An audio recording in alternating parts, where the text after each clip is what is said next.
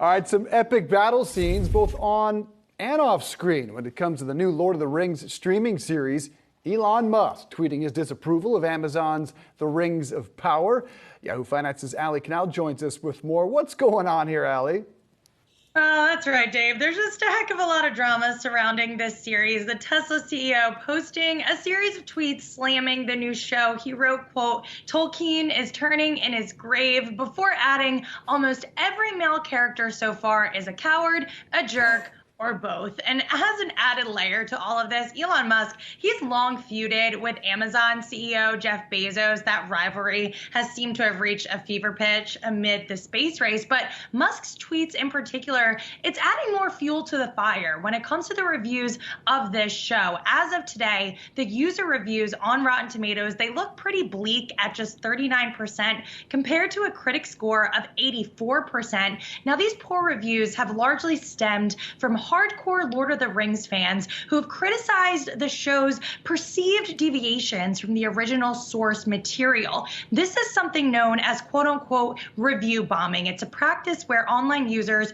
purposely hammer a show with negative reviews, largely due to cultural or political issues rather than the actual quality of the show. Another series that experienced this was Disney's She-Hulk, and as a result, Amazon took decisive action. They suspended user reviews for a reported 72 hours. We'll see if that suspension will continue. Ultimately, sources did tell The Hollywood Reporter that the suspension will help weed out trolls, ensure that each review is legitimate, but certainly from a PR perspective, this is not the best way to kick off this series, especially since it's one that Amazon is really betting a lot on. And I will say, Tolkien fandom, one of the hardest to please, so they've got the work cut out for them. Now, as you mentioned there, though, despite all of the PR issues surrounding this series, it still drew in a ton of viewers. So what can you tell us from a ratings perspective?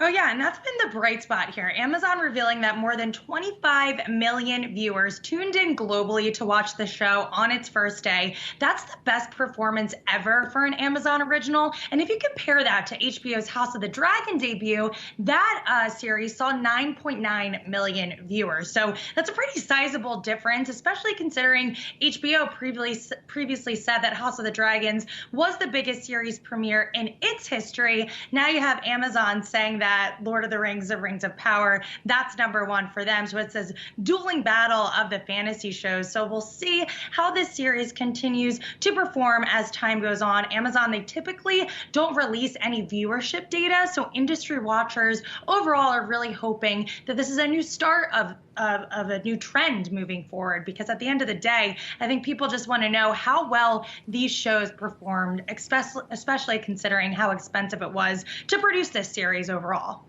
All right, Ali Canal, thanks so much for breaking that down for us. Rochelle, I know you are a huge fan of this. I mean, you take a look at the numbers that Ali was just going through. It's very, very impressive. So it's interesting just in terms of some of the reviews that the series has gotten so far. But I think you love it, right?